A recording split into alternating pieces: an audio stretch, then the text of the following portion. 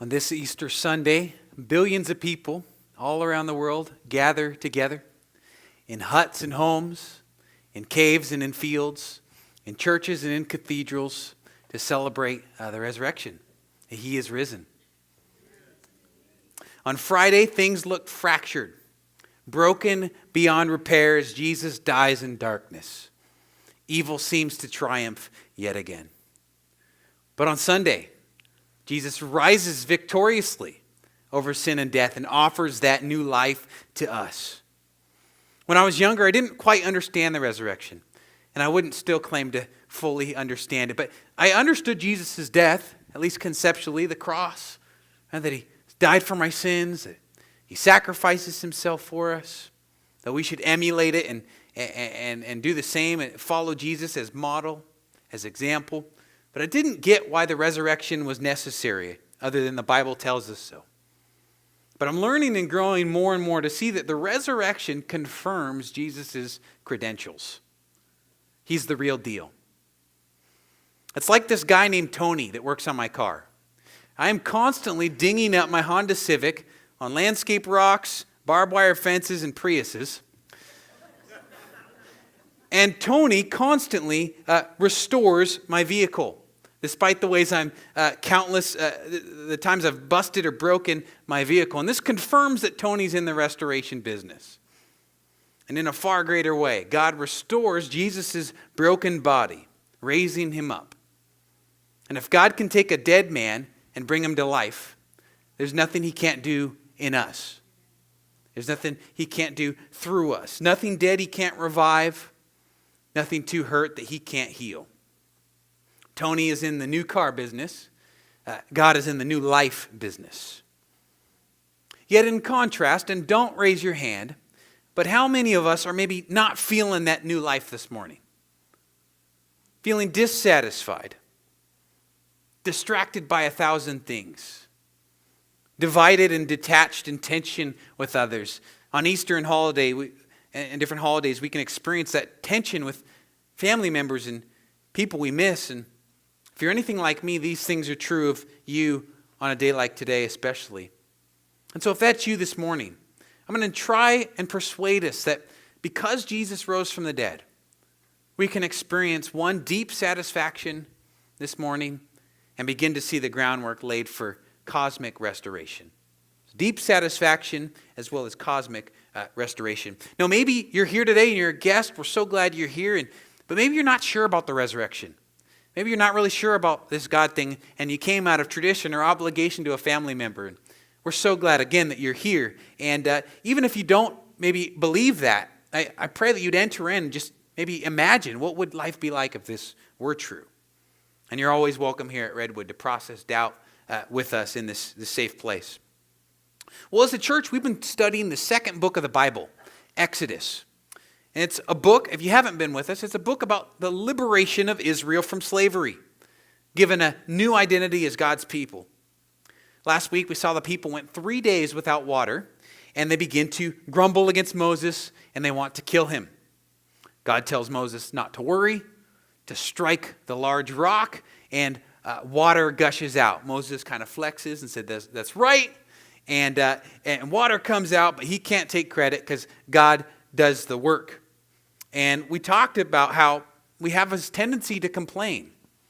And we talked about our need to foster thankfulness and God's great patience with us. But I want to take the water and rock story and make it a symbol, a metaphor for Easter. I think that's appropriate because the Apostle Paul does something like this in 1 Corinthians. One day he's writing a letter to his buds in Corinth, and he remembers something he heard in Sunday school. Or Saturday school for them. And he remembers this and starts writing about the story that he remembers, the water and rock story.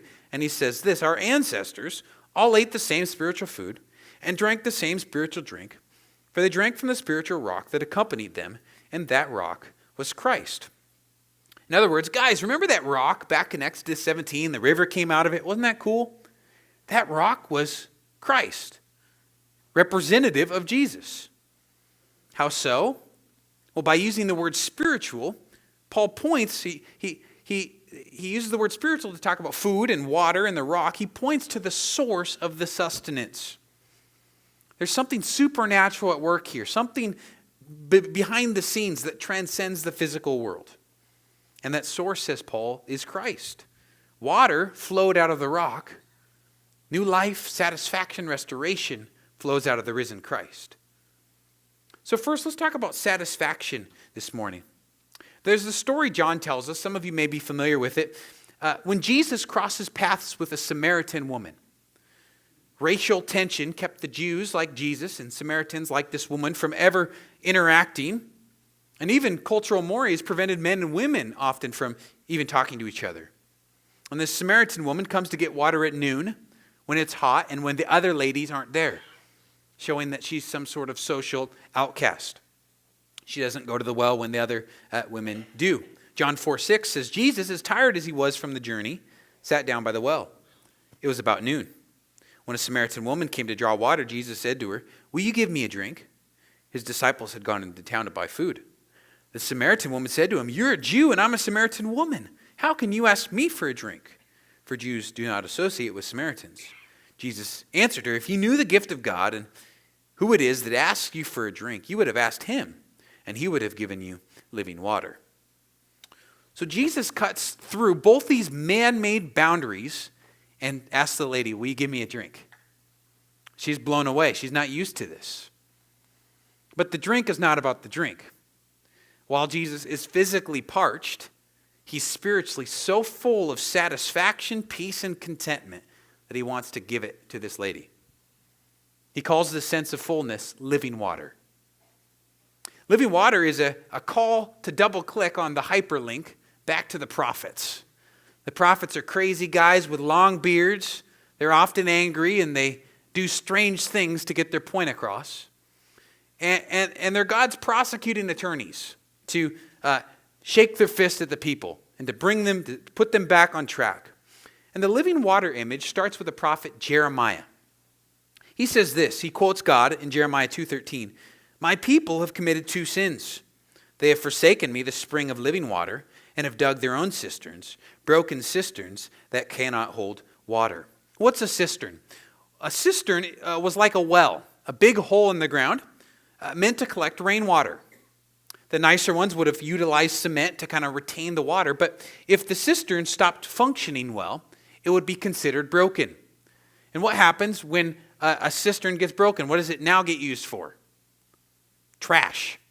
Okay? Trash or waste or even sewage or even a place for convicts. There's a story later on in Jeremiah where he himself actually gets thrown into one of these things, and it says that he sinks down into the mud. So pretty gross, really nasty. He sinks down and he's going to die, and his buddy comes and rescues him with ropes. Check that out in chapter 38 of Jeremiah if you're interested.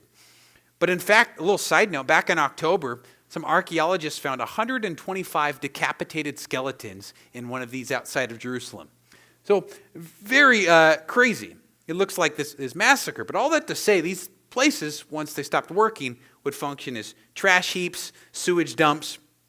And so the image that Jeremiah uses is really stark. It's nasty. And the people are going to the landfill to get their water, rejecting living water to cook and clean and drink sludge and sewage.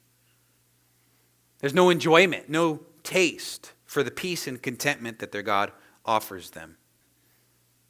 Jeremiah continues, 17:5, cursed is the one who trusts in man, who draws strength from mere flesh and whose heart turns away from the Lord. That person will be like a bush in the wastelands. They will not see prosperity when it comes. They will dwell in the parched places of the desert, in a salt land where no one lives.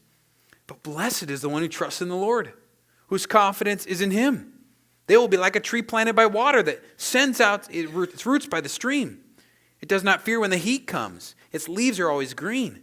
It has no worries in a year of drought and never fails to produce fruit.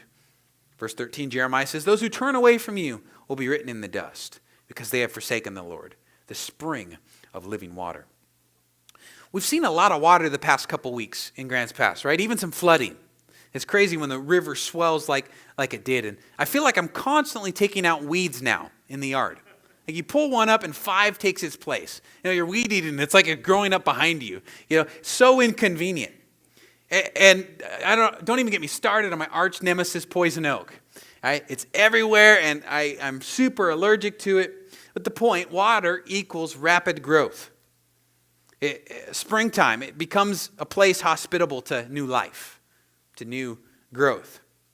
And Jeremiah says that someone who trusts in the Lord is like that hospitable place of growth. This person is blessed, happy, lucky, fortunate, content, congratulated, compared to thriving fruit trees. Someone trusting only in people, on the other hand, is like a tumbleweed, a shriveled desert bush, dissatisfied and dry. This is the person who constantly says, things will be better when, or things will be better if, or things will be better when I get married. Things will be better if I wasn't married. Things will be better if I'm promoted, upgraded, graduated. Things would be better if I was healed. Things would be better if I was out of debt. And none of these things are bad things, except getting out of your marriage. But they're things that we trust in. It's trusting in man, trusting in humanity. You see, the person who always looks to greener grass, says the grass is greener over there, should start to wonder, why is my grass not green? What's wrong about where I am? Maybe it's not a problem of location, but one of cultivation. Maybe I'm the problem here. There's a word that younger people use, and it's slang. And for the baby boomers, this doesn't mean this doesn't mean what you think it means. The word is thirsty, and the younger kids are using this word. But this word doesn't mean someone needs a drink of water. Right? The word can connote a couple of things. It could refer to somebody deliberately fishing for compliments or attention. So, for example, one time in college, I posted a picture of my leather jacket, and I said, hey, it's finally cold enough to wear this thing. I'm single, bilingual, and looking to mingle. I got so roasted. Right?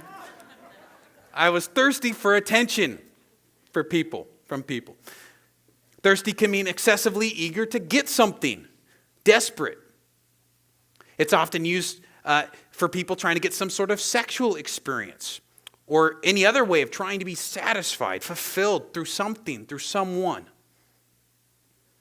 Anytime that we're desperate in this life, anytime we metaphorically hunger and thirst for something, it points to something deeper that we think it points to the deeper thing than the thing we think we need. In a somewhat dated quote, novelist Bruce Marshall says, "The young man who rings the bell at the brothel, who knocks on the door at the brothel, is unconsciously looking for God." There's more than just basic evolutionary biology at work here when we seek things like sex and attention and money and power. We're searching for significance, for satisfaction. Ecclesiastes 3:11 puts it like this: He has made everything beautiful in its time. He has also set eternity in the human heart. Yet no one can fathom what God has done from beginning to end. Some have taken that verse and kind of said that we have a God-shaped hole. Maybe you've heard that everyone has a God-shaped hole in our lives, whether we know it or not. We try to fill it with various things and experiences and ideas. C.S. Lewis says, if we find ourselves with a desire that nothing in this world can satisfy, the most probable explanation is that we were made for another world. Do you find yourself dissatisfied in life? Going from person to person, distraction to distraction, job to job, vacation to vacation, fantasy to fantasy, looking, searching, hoping for some sort of answer to the question, why am I here? And what's life about? The prophet Isaiah answers our question by saying, "Come, all of you who are thirsty, come to the waters. You who have no money, come buy and eat. Come buy wine and milk without money and without cost. Why spend money on that which is not bread, and your labor on that which does not satisfy? Listen to me, and eat what's good, and you will delight in the riches of fare. Give ear and come to me. Listen that you may live." So Isaiah puts it positively. Come to me, to God. Come to the living water. Come be satisfied for free in God. And yet so often in times of stress and anxiety and lacking peace, we go to other things. We go to the sludge and the sewage or other substitutes, cheap substitutes, broken cisterns. It's funny, last weekend I was running in the Pear Blossom, the 10-mile race, and as I'm trucking along, there's all sorts of tables of water, as you can imagine, as is important in a long race, and there are lots of people sitting and cheering. In fact, there's even about mile 5 some old timers with a band, and they were just playing, which was like really encouraging. Rocky music. You keep going. But the most humorous thing was at mile 3, and then coming back to mile 7, there was a table with shots of vodka. So now at mile 3, the vodka was not very appealing, but coming back at mile 7, I definitely considered it. A break and a shot might have not been the worst idea. It sounded pretty good. But I did not stop. Now, for 3 reasons. One, because there was a 10-year-old girl 2 minutes behind me. And so that wasn't about to happen. And she actually ended up winning the girls' division. So there was probably no shame in being beaten by her. Reason 2 I didn't stop was because I'm a pastor. And, I'm sure me putting one back would end up on the front page of the Courier or Facebook. And so I'm like, well, that's probably not a good idea. But most importantly, I knew a shot of vodka was not what I needed to finish the race. There were better ways to manage my racing heart rate. And of course, the better substitute is water. At mile 7, you're not quite sure you believe it. There's other tempting alternatives, but you know that that's what you need. And not even necessarily drinking the water. Sometimes you don't really have time to do that. In fact, I'm going to share one of my running hacks with you. That I've learned in some research that the body has this natural, instinctive, adaptive feature that when cold water is splashed on the face, the body instinctively slows the heart rate. It's almost this instinctive preparation for going underwater. And so when you splash cold water on your face, even just a little bit, it kind of puts you at a little more peace. It slows your heart rate. And that actually gives scientific credence to the idea of going into the restroom before a business presentation or a tough test or a date with the person of your dreams. Splash a little water in your face, you're good to go. Better than vodka, So that's what I use. I use some water to slow my stressed out, overworked heart. And that's a great metaphor. You see, God slows our heart rate when we meditate thankfully. When we focus on Him and His words. It's like a splash of refreshing living water under ourselves in the midst of stress. When we immerse ourselves in Him and what He's about, our heart rate slows. And we experience peace. Despite the circumstances and the chaos of everything that's going on around us. And I want to challenge some of you Christians who maybe you've been out of fellowship for a while. And we're so glad that you're back visiting with us today. But I don't think you'll be satisfied occasionally visiting. Right now you're guests, and we love guests, but we love family even more. And we want you to be a part of our family. Would you consider that? Well, something pretty cool happens when we get satisfied in God, because then we're able to extend that to other people. And that's where the cosmic restoration begins. To unpack this, there's a story in John chapter 7 where Jesus stands up in the middle of this huge festival and draws all sorts of attention to himself. In fact, if you didn't know better, you'd say he's thirsty for attention. But it's actually quite the opposite. So hundreds of people sharply turn and see, what is this strange Jewish teacher yelling about in the middle of the temple? And Jesus says this, John 7:37, on the last and greatest day of the festival, Jesus stood and said in a loud voice, "Let anyone who's thirsty come to me and drink. Whoever believes in me, as Scripture has said, rivers of living water will flow from within them." By this he meant the Spirit, whom those who believed in him were later to receive. So like the woman at the well, Jesus offers living water, life, joy, peace, contentment, satisfaction, to anyone who believes in him. But this is more than just for individuals to feel better. Again, this is cosmic restoration. Jesus' words also here have deep roots back in the prophets. Zechariah says this, on that day living water will flow out of Jerusalem. half of it to the Dead Sea and half of it to the Mediterranean Sea in summer and in winter. A deeper, more beautiful picture comes out of the prophet Ezekiel. He has this vision in chapter 47, and I'm not going to read about it, I'll just summarize it. But Ezekiel sees the temple, and there's water starting to trickle out of the temple. And, you hope there's no leak that sprung or something. But the water trickles and eventually becomes a creek. And eventually the creek becomes a river. And the river soon becomes like the Amazon. This is this massive river unable to cross. Ezekiel can't touch the bottom anymore. Needs some floaties, And he starts to see lots of animals drinking the water. He sees some fruit trees growing along the banks.